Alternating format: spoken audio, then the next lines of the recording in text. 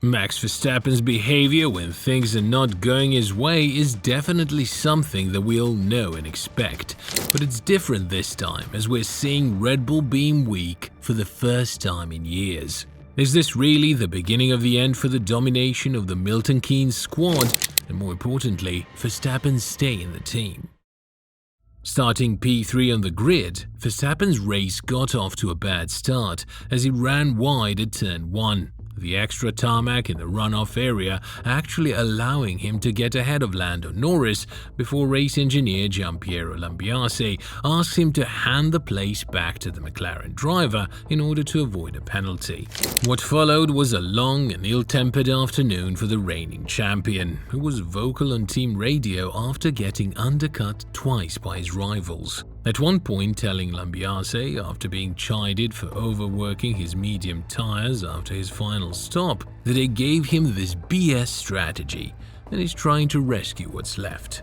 "Of course not happy," said Verstappen after making his way to the media pen post-race. On a day where of course we're already lacking pace compared to McLaren, you try and of course hope that we do the right things with the strategy, which today was not the case. The first stop to be undercut, it was not ideal, but maybe, you get caught out, okay.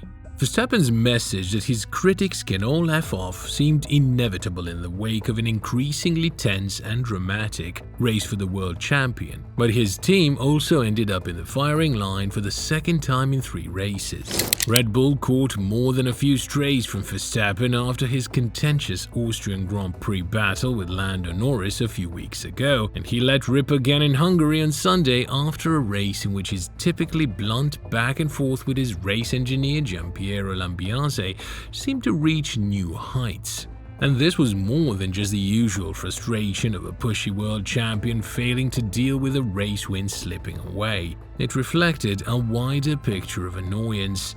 Verstappen criticized Red Bull's strategy that put me on the back foot throughout the Grand Prix, gave a damning verdict on the team's biggest upgrade of the year, and warned more than once over the weekend that he believes some inside Red Bull are not on the same wavelength in knowing the situation is as severe as it is. Could these be warning shots? This is more like repeat volleys of friendly fire. It has become increasingly evident this year that Verstappen harbors real frustration over Red Bull's car development, whether that is feeling like he's not been listened to over its ride quality issues or becoming vulnerable as rival teams improve their cars at a faster rate. Verstappen never takes defeats well, but this was particularly bad. And that's precisely because it was about more than one tricky weekend. Red Bull have been atrocious with the car, and were atrocious with the strategy in Hungary, and Max absolutely overplayed these issues and let it get in the way of driving with reason. Whatever happens, I get the feeling one of these will be ignored in favor of the other anywhere you go, and I'd hate if this is what made Max decide to make a break for Mercedes. He needs to have learned something from this race and having let his team down. There were talks that Verstappen's antics were because he was sim racing until 3 a.m. on Sunday morning, but Red Bull vehemently denied this. Marco even said that he stayed later on in Imola and he ended up winning. But while not alarmed by Verstappen's antics before the race, Red Bull has suggested that there might be the need for some discussion this week to discuss his ranting over the radio. In addition to Horner confirming there will be private conversations over his star driver's radio conduct, the Red Bull team principal insisted that any discussions over Verstappen's late-night activities would not take place in the media, before coming to the 26-year-old's defense. He knows exactly what's required in a Grand Prix, and we trust his judgment, Horner told media. I think people draw conclusions. Max knows what's required, he knows what it takes to drive a Grand Prix car and to win Grand Prix and be a world champion. As a team, we always work as a team, and whatever discussions of how to improve will always not take place in the media. Whether Red Bull agrees or not, Verstappen's warnings are not without foundation. He has been critical of the car's limitations for a long time. This wasn't a problem while Red Bull had a significant performance advantage, but it's more costly now that the opposition has closed in. By sticking with the car's mechanical platform that Verstappen has raised concerns over, Red Bull might have imposed a lower aerodynamic development ceiling on itself. Maybe that's why others are finding bigger gains now. The more Verstappen feels Red Bull is asking of him, the more it risks lighting a fuse that seems to be getting shorter. There are past examples, as recently as Austria 3 weeks ago, of Verstappen losing at least some sense of control in a Grand Prix when the race is slipping away from him.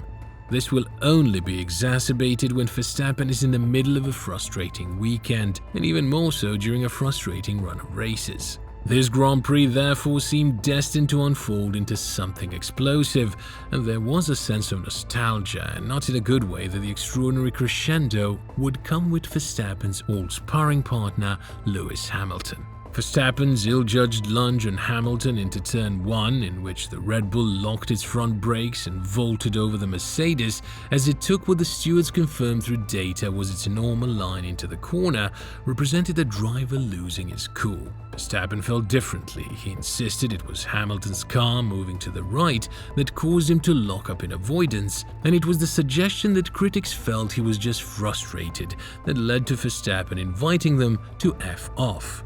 In any case, the stewards decided to take no further action following a post-race investigation in which they ruled neither driver was predominantly to blame for the collision. Horner even defended Giampiero Lambiase, and when asked if Verstappen had gone too far defending his team, Horner said, "At that point, GP wasn't referring to Max, he was referring to other Mercedes on the radio complaining about a penalty," said Horner. "So I don't think GP's reference at that point was in reference to Max. Others are obviously goading for penalties because the stewards are listening to the radio as well. Look, they've been together for 8 years. And yeah, there are things that we could have done better in the race, but it's something we'll talk about as a team." Look, Max venting is understandable. It's a racing sport and emotions run high in the heat of the moment. However, he should not speak in such a degrading manner to his team on the radio in public. Sure, the team made mistakes and Max was under tremendous pressure to overcome 2 undercuts, but he still needs to treat the team with respect. It is a team game in the end, and while he is the most important player